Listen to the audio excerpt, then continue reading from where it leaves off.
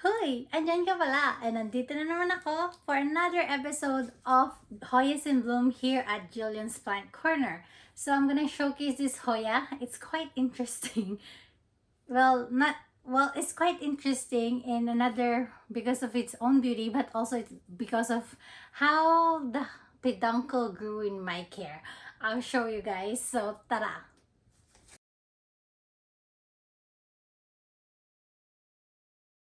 So just like what I was saying, I'm gonna share this Hoya with you guys, and this is what I was talking about. It's in a different setup. It's not in a white background, but I'm shooting it where it is growing or where it is currently located, because as you can see, its very long peduncle decided to stick itself through the grid, and now the umbel is open. I can't basically take it out of there. It's stuck there for a while until the blooms are spent. But yes, this is Hoya mirabilis. Apparently there's two clones of them. One has a wider leaf. Let me open the other door too so it might be easier. And you can see here like the humidity and the temperature in this glass cabinet. So it's 76.5 degrees with the help of the grow light up there. And at the same time, I do have a fan to promote air circulation. At the moment, our humidifier is empty, so humidity is 54%. But on the other hand, besides that, it is growing in leca, just like most of these other Hoyas here in my care, like all of them. The leaves of Hoya mirabilis actually is so beautiful. It reminds me of Hoya clemensarium, but in a more toned down way. Like, I can appreciate the variation there.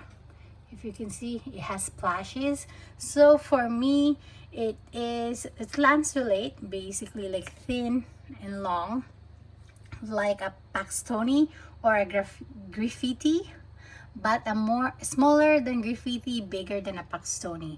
And at the same time, the reason why we are featuring it right now are these blooms. So let me flip you guys over and see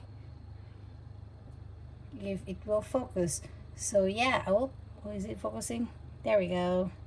So as you can see here, the corona is not fuzzy, but it is more of a yellow color. And in this specific umbel, there are 17 of them if you count it. I'm gonna let you count like so you can see too. And I think the cutest part of it is the fuzziness of its corolla or the outer petals.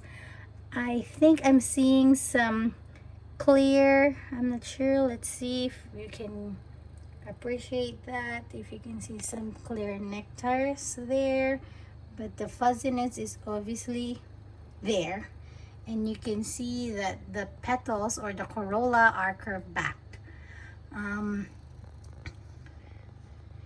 This was in the nature, it was discovered in Thailand in a place called, I forgot how to and I don't know how to pronounce it, but I actually forgot the name of it, but I'm gonna insert it here. But it is named mirabilis now, and it was published in 2012. So it's fairly new discovered Hoya, not that long ago, just like the classic carnosas that's been there out in the books.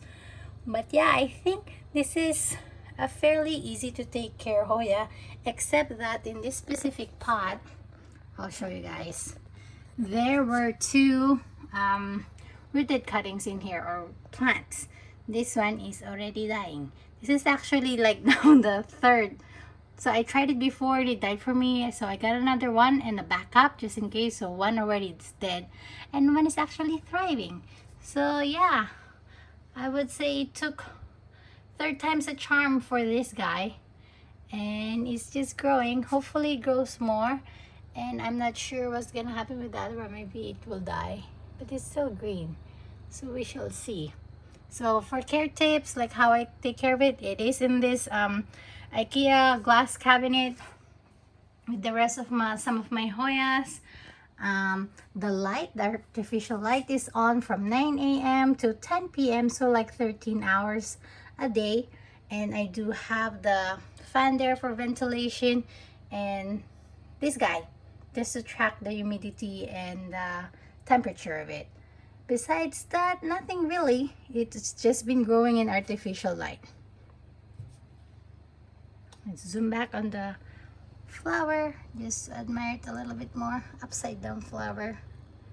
Very beautiful. I hope we can smell it. I can't even smell it. Can you?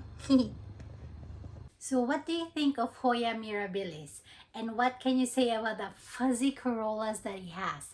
And if you have one, maybe if you have smelled the scent of it, can you comment down below what you think it smells like? Because I couldn't really smell anything. But maybe some Hoyas do have more prominent scent on a different time of day. Some are more, the scent are more obvious during the night, some during the day, depending on their designated pollinator. So I can smell it. But anyways, I hope you enjoyed this video. Comment, like, and subscribe. And if you haven't been following us on Instagram, our handle is up here at Julians_plant_corner. Follow us there. And kita-kita tayo next time. And may you always be blessed.